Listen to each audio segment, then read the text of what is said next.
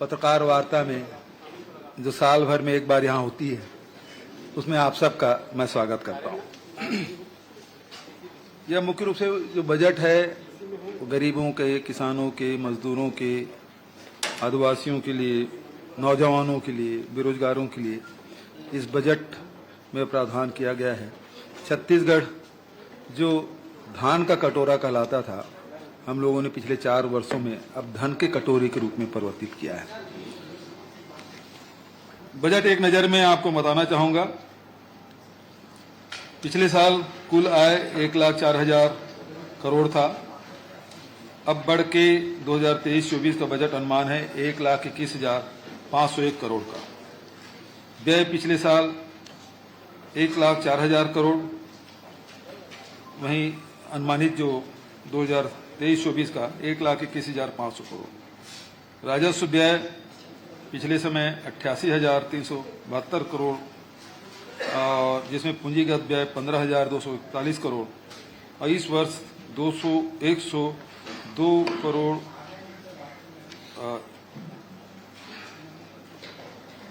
1,02,501 करोड़ और पूंजीगत व्यय है 18,660 करोड़। राजस्व अधिक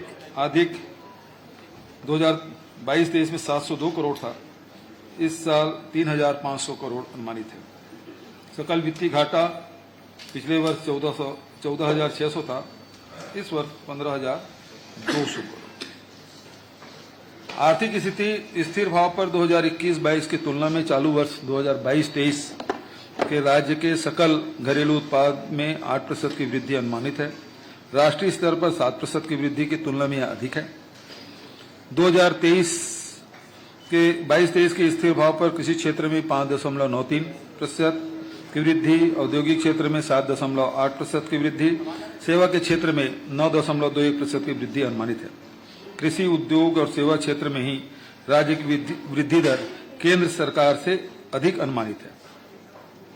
प्रचलित भाव पर राज्य का सकल घरेलू उत्पाद 2021-22 में 4,06,416 करोड़ से बढ़कर 2022-23 में 4,57,608 करोड़ होना अनुमानित है, जो पिछले वर्ष की तुलना में 12.60% अधिक है। 2021-22 में प्रति व्यक्ति आय 1,20,704 की तुलना में वर्ष 22-23 में प्रति व्यक्ति आय 1,33,898 रुपया, जो कि गत वर्ष की तुलना में 10.93% अधिक है। बजट का जो मुख्य आकर्षण है, मैं पहले ही कहा था, ये धान का कटोरा अब धन के कटोरे के रूप में राजीव गांधी किसान न्याय योजना, जिसके तहत 6,800 करोड़ का प्रावधान है। राजीव गांधी भूमिहीन श्रमिक न्याय योजना, अब ग्रामीण क्षेत्रों के साथ साथ नगर पंचायत क्षेत्र में भी इसका विस्तार होगा।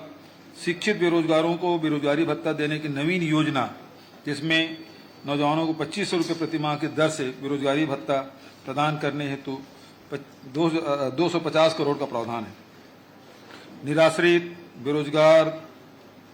निराश्रित बुजुर्गों, दिव्यांगों, विधवा तथा परित्यक्ता महिलाओं को सामाजिक सुरक्षा पेंशन अंतर्गत दी जाने वाली जो मासिक पेंशन है वो 500 रुपये प्रति माह की जाएगी।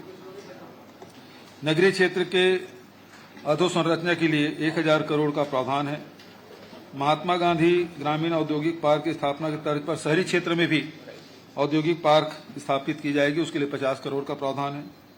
मनेंद्रगढ़, गीदम, चांपा जांजगीर, कबीरधाम में नए 4 मेडिकल कॉलेज की स्थापना की जाएगी, जिसके लिए 200 करोड़ का प्रावधान है। विद्युत की मांग लगातार बढ़ती जा रही और उसको ध्यान में रखते हुए कोरबा पश्चिम नवीन ताप विद्युत गृह की स्थापना की जाएगी, जिसमें बजट में भी इसके लिए प्रावधान है। मुख्यमंत्री कन्या विवाह योजना जो 25,000 से बढ़ाकर 50,000 कर दिया गया, जिसमें 38 करोड़ का प्रावधान है। स्वामी आत्मानंद अंग्रेजी माध्यम स्कूल के 101 स्कूल नए खोले जाएंगे, उसके लिए 870 करोड़, और लाइट मेट्रो सेवा शुरू करने का प्रावधान जो नया राजधानी से दुर्ग तक के। आंगनबाड़ी कार्यकर्ताओं के मानदेय 6,500 रुपये प्रति माह से बढ़ाकर 10,000 रुपये प्रति माह।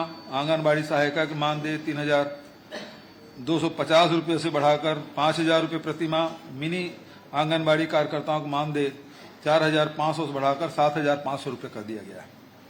मितानिन बहनों को पूर्व में दी जाने वाली प्रोत्साहन राशि के अतिरिक्त राज्य मद में से 2,200 रुपया प्रति माह मानदेय दिया जाएगा। कोटवारों को सेवा भूमि के आधार पर प्रचलित मानदेय की राशि 2,250 रुपये को बढ़ाकर 3,000, 3,375 रुपये को बढ़ाकर 4,500 रुपया और 4,550 रुपये को बढ़ाकर 5,500 रुपया एवं 4,500 रुपये को बढ़ाकर 6,000 रुपये प्रति माह। पटेल को मासिक मानदेय 2,000 रुपये से बढ़ाकर 3,000 रुपया। मध्याह्न भोजन कार्यक्रम अंतर्गत स्कूल में दोपहर में जो भोजन बनाते हैं रसोइया, उसको 1,500 से बढ़ाकर 1,800 रुपया और स्वच्छता कर्मियों को मानदेय 2,500 से बढ़ाकर 2,800 रुपया प्रति माह, जो विद्यालय में स्वच्छता कर्मी थे। होमगार्ड के जवानों को न्यूनतम 6,300 रुपया 6,300 रुपया से अधिकतम 6,420 रुपया प्रति माह की वृद्धि होगी। और स्वावलंबी गौठानों के संचालन हेतु जो गौठान अब स्वावलंबी हो गए हैं, मतलब हमारे यहाँ 9,000 अधिक गौठान संचालित हैं, उसमें 5,000 से अधिक गौठान स्वावलंबी हो गए हैं। तो वो जो स्वावलंबी हुए गौठान है, उसके जो गौठान के जो अध्यक्ष हैं उसको 750 रुपया और जो अशासकीय सदस्य हैं उसको 500 रुपया मासिक मानदेय दिया जाएगा। पत्रकारों की निजी आवास के सहयोग हेतु पत्रकार गृह निर्माण ऋण अनुदान योजना अंतर्गत 25 लाख रुपये तक के जो आवास ऋण है उसके ब्याज अनुदान हेतु बजट में भी प्रावधान किया गया। आप लोगों को भी ध्यान रखा गया है। वैसे बहुत सारे जो कृषि के क्षेत्र में, उद्यानिकी के क्षेत्र में, पशु चिकित्सा के क्षेत्र में, मछली पालन के क्षेत्र में बहुत सारे फैसले लिए गए हैं। जल संसाधन है, उपभोक्ता संरक्षण है और जो पीडीएस के जो डीलर हैं उसके लिए भी राशि की व्यवस्था की गई है। राजस्व विभाग में भी उसको मजबूती करने के लिए भी, चाहे उसके भवन बनाने के लिए हो, चाहे सेटअप के लिए भी प्रावधान किया गया है। और सभी जगह जो सीसीटीवी कैमरा है, जो आश्रम छात्रावास बनेंगे उसके लिए। और सबसे बड़ी बात यह कि जो राजिम माघी पुन्नी मेला है उसके लिए भी 20,73,00,000 का प्रावधान किया गया। नया जो मेला ग्राउंड है वहाँ जो बनेगा उसके लिए। और छत्तीसगढ़ कल्चरल कनेक्ट योजना, बहुत सारे लोग बाबा धाम जाते हैं, कोई और अन्य जगह जाते हैं, अयोध्या जाते हैं, तो वहाँ उन जगहों में भी आवास बनाया जाएगा ताकि छत्तीसगढ़ के लोग जाएं तो वहाँ उनके निवास की व्यवस्था हो। प्रधानमंत्री आवास योजना के लिए 3,238 करोड़ का प्रावधान है। सड़क के लिए भी 500 करोड़ का है, जो प्रधानमंत्री ग्राम सड़क योजना, मुख्यमंत्री सड़क योजना। संधारण हेतु अभी तक के संधारण के लिए राशि रखी नहीं जाती थी, पहली बार है इसमें 500 करोड़ की व्यवस्था हम लोगों ने की। जो पहले बने थे सड़क अब खराब हो गए हैं तो उसके संधारण के लिए इसमें व्यवस्था की गई है। रेन वाटर हार्वेस्टिंग ग्रामीण क्षेत्रों में भी आप देखेंगे सीसी रोड बनने के कारण से वाटर रिचार्जिंग नहीं हो पा रहा है, तो रेन वाटर हार्वेस्टिंग ग्रामीण क्षेत्रों में भी करने का लिए प्रावधान हमने किया है। और अभी बस्तर में या जो अनुसूचित क्षेत्र है वहाँ हम लोगों ने 10,000 रुपया प्रति पंचायत को हमने 10,000 5,000 10,000 रुपया 10,000 रुपया प्रति पंचायत को कोई भी त्यौहार जैसे मनाते हैं तो उसके लिए हमने सहयोग राशि की व्यवस्था की थी। तो मैदानी हिस्से में भी जो गैर अनुसूचित क्षेत्र है उसके लिए भी छत्तीसगढ़ी मुख्यमंत्री छत्तीसगढ़ी परब सम्मान निधि दोनों के लिए व्यवस्था की है, उधर अनुसूचित क्षेत्र के लिए भी और गैर अनुसूचित क्षेत्र के लिए भी। पर्यटन के भी बढ़ावा हम लोग देंगे। छत्तीसगढ़ में पर्यटन की कोई कमी नहीं है, उसको लगातार बढ़ाने के लिए। दूसरा, हमारे जो ये धरोहर है उससे हमारी जो नई पीढ़ी है वो भी अवगत हो, तो इसके लिए बच्चियों को भी भ्रमण कराने की व्यवस्था इसमें की गई है। उस शिक्षा में भी हम लोगों ने बहुत सारे काम हम लोगों ने हाथ में लिया है। तो कोशिश यही है कि हर वर्ग को हम लोग लें और इंदिरा कला संगीत विश्वविद्यालय खैरागढ़ है, उसका ऑफ कैंपस सेंटर नवा रायपुर में होगा।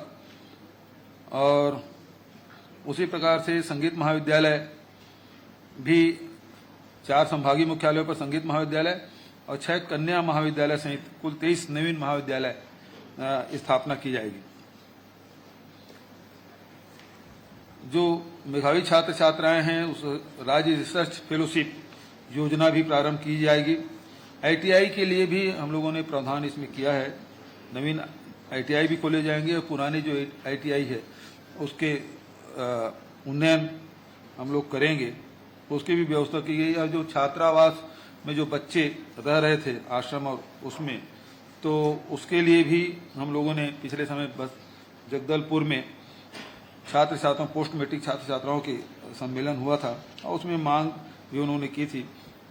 तो छात्रावास आश्रम में प्रयास विद्यालयों में रहकर अध्ययन करने वाले अनुसूचित जाति, अनुसूचित जनजाति यानी पिछड़े वर्ग के विद्यार्थियों को दी जाने वाली शिष्यवृत्ति में 1000 रुपये से बढ़ाकर 1500 रुपये प्रति माह, और पोस्ट मैट्रिक छात्रावास भोजन सहाय योजना पहले 700 रुपये था, पहले 500 था, हम ही 700 रुपये बढ़ाए थे, अब उसको 1200 रुपया हम लोगों ने कर दिया है।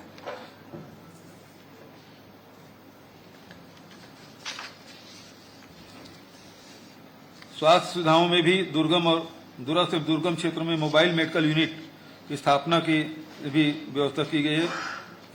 ये डॉक्टर भीमराव अंबेडकर अस्पताल रायपुर में 700 बिस्तर क्षमता वाले एकीकृत चिकित्सालय की स्थापना हेतु भी 85 करोड़ की व्यवस्था हम लोगों ने की है। बहुत सारे व्यवस्था है जिसमें आप सब ने देखा है कि रायपुर में खारून नदी तट पर रिवर फ्रंट का निर्माण और साथ ही शारदा चौक से तात्यापारा चौक तक के सड़क चौड़ीकरण के लिए भी इसमें प्रावधान, और राजधानी रायपुर में तेली बांधा से वीआईपी चौक तक फ्लाईओवर इसका भी प्रस्ताव है।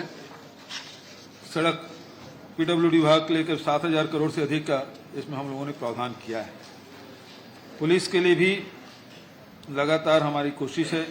डायल 112 योजना पूरे राज्य में विस्तार हम लोग करेंगे, और पुलिस कैंटीन बस्तर के 7 जिले में पुलिस कैंटीन भी शुरू किया जाएगा, उसकी भी व्यवस्था है। न्यायालय के को भी मजबूती देने के लिए उसमें भी 23 करोड़ के नवीन न्यायालय की स्थापना है, तो 23 करोड़ 25 लाख का प्रावधान किया गया है। जिला अधीनस्थ न्यायालयों के कंप्यूटरीकरण के लिए भी 13 करोड़ 76 लाख का प्रावधान किया गया है। प्लास्टिक पार्क भी प्रावधान है, और जो छत्तीसगढ़ औद्योगिक नीति जो 2019 से 2024 बना है, तो जो उनको सहायता मिलना चाहिए वो उसके लिए प्रतिपूर्ति के लिए 150 करोड़ का प्रावधान है। और हथकरघा में जो प्रौद्योगिक संस्थान है चांपा, उसके भवन निर्माण और प्रयोगशाला के लिए भी 5 करोड़ का हम लोगों ने प्रावधान किया है।